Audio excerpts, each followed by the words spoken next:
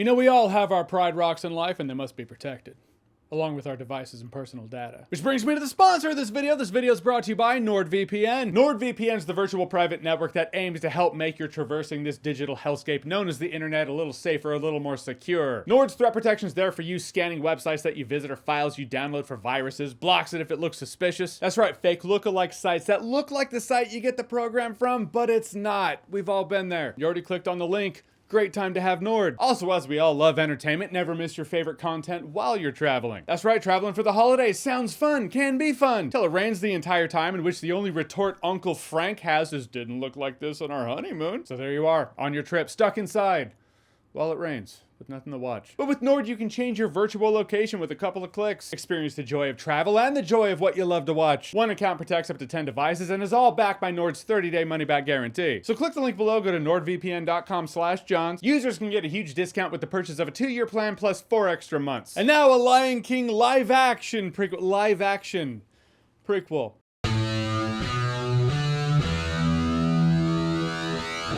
So Mufasa the Lion King is directed by Barry Jenkins, and it's the prequel to the live-action Lion King movie. So in this movie, young Mufasa gets separated from his parents, runs across another cub named Taka, who is, yes, he's young Scar, and they're pals. Are they brothers? Well, I suppose the best family is the family you could choose, but they're not technically brothers, which is, I don't know, it's kind of lame.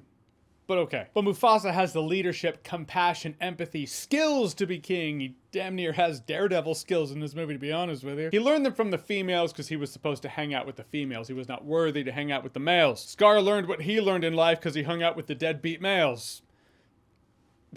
So now there's this new vicious pack of lions. The leader's voiced by Mads Mikkelsen. They're just taking over. So Mufasa and Taka are on the run looking for this new glorious land. The name I forget, but it's what we know as the Pride Lands. And all the while, their crew starts growing because they're picking up crew that we know as characters from the original Lion King. Felt like it took a while for me to get there explaining the plot. To be fair, the movie takes a while to get there too. In fact, when I walked out of this movie, I had that feeling of, so what really was the point of this? But first, credit where credit's due. The animation looks really good. Again, so good, it's an animated film that's seen as live action, but it's not live action at all. At least Avatar has human characters. That Jungle Book movie, human character. But again, and they do improve on one of the problems from the previous live action Lion King movie, is animation affords itself the opportunity to overexpress. For the characters to have exaggerated expression, the likes of which you only see in animation or Jim Carrey films. Now, credit where credit's due. The lions in this movie, they do emote more and better than they did the previous live-action Lion King movie. I get it, for the previous movie, they wanted to make it as realistic as possible. Lions don't really express, and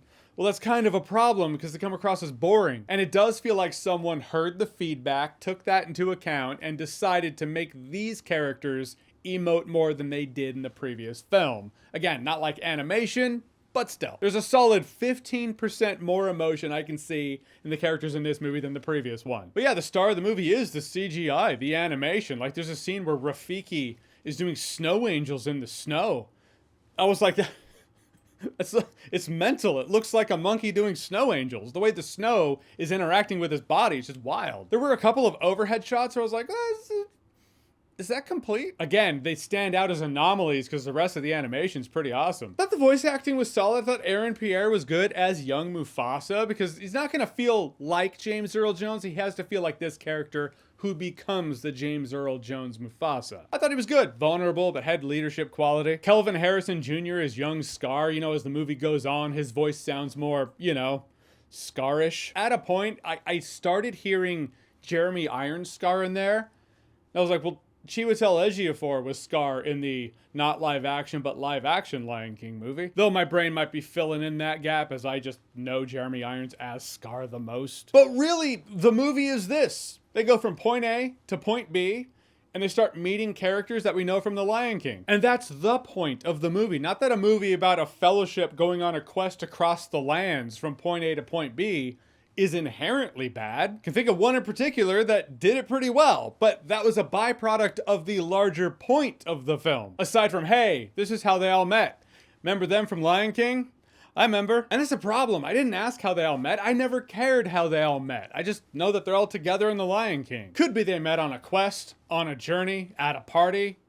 at a job. Every person's story and situation indeed has a backstory as to how they got there. It's just a fact of life. With that established, another fact of life is not every backstory needs to be told in cinematic fashion. As for the music, it's alright. It largely runs into what a lot of movies lately actually have run into. Gladiator 2 being one. What was the other one recently? Lord of the Rings, War of the Rohirrim, where the familiar sounds and familiar tracks from the movie they're springboarding off of, that's what stands out, and that's when you get the feels. Rest of the original stuff, yeah, it's there. Funny thing is, Lin-Manuel Miranda did the original music, you know, when they're all walking around talking and someone just busts into song and dance.